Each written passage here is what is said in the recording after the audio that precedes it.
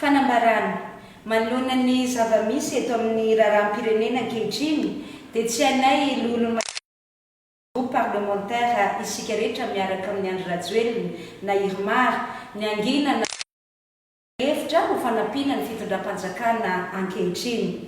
Voalohany dia tsy azo ditsita ny ezaka vokatry ny ezaka atao ankehitriny amin'ny fitantanan-draram-panjakana.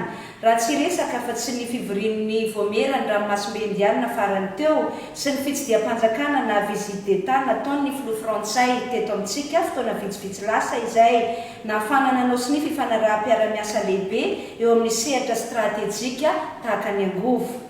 Toy ihany koa ny difarana izay nataon'ny délégationna malagasy notarian'Andriamatoa filohan'ny Repoblika Andry Rajoelina na tany Nice tany a Frantsa na tamin'ny Madagascar Business Forum tany a Dubai, Émirats Arabes Unis, nahafahan'ny mpandraharaha tsy miankina nametraka fifanakalozany sy fiarahamonina-nantoka amin'ny mpandraharaha any ivelany sy ikatsahana izay mahasoan'ny Madagascar. Izay olona ato amin'ny vondrona parlementaire Irmar dia manamafy hatrany ny fanohanana feno ny fitondram-panjakana tarihin'ny filohan'ny Repoblika Andry Rajoelina ary mampirisika azy hatrany hiroso bebe kokoa ary lofo bebe kokoa amin'ny famahanany olana izay iaina ny vahoaka malagasy ankehitriny. Tsy takona fenina tokoa mantsy fa tena mampikaikaiky ny vahoaka malagasy ary misy fiantraikany lehibe eo amin'ny asa fiariana sy ny toe-karena, ny fahatapahan-jiro lava izay mafy dia mafy tatoato, ny olandrano izay mampijaly ny vahoaka eny fotony ary ny faharatsiany ny lalam-pirenena lehibe sasany eto Madagasikara. Mampirisika ny fitondram-panjakana ankehitriny izahay mba hanao vaindondra rano famahana andreo olana ireo. Efa hita ny ezaka lehibe ataon'Andriamatoa filohan'ny Repoblika ary ankasitrahanay tanteraka ny fepetra izay nambarany omaly tamin'ny haino aman-jerim-panjakana. Tsapa kosa nefa fa tsy ampy ny fanarahana ataon'ireo tompon'andraikitra amin'ny anjara andraikitra tandrify azy ireo ka lasa mampitarazoka ny fanatanterahana ny asa sy ny fiantraikany amin'ny vahoaka. Koa manentana izay no olona ary manantena indrindraindrindray ihany koa fa ho voaraka tsakany sy andava ny toromarika izay nomena Andriamatoa filohan'ny Repoblika hanamaivana ny olana ny délestage amin'ny fiainam-bahoaka.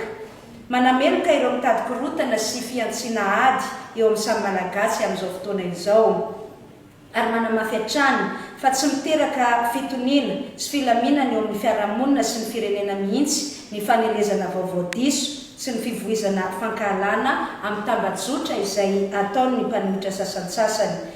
Miantso ny mahatompon'andraikitra n'ireo mpisehatra politika sy ny olom-pirenena rehetra miserasera amin'ny tambajotra mba hitandro hatrany ny soatoavana malagasy sy ny lalàna velona eto amin'ny firenena ka tsy hanao fandranitana ny vahoaka malagasy na sanatria ampiteraka herisetra na fifandonana anakirotana ny firenena. Mila fahamarinona feno ny zavatra tenenina sy aparitaka mba ho fitandronan'ny filaminana sy ny fitoniana eto amin'ny firenena.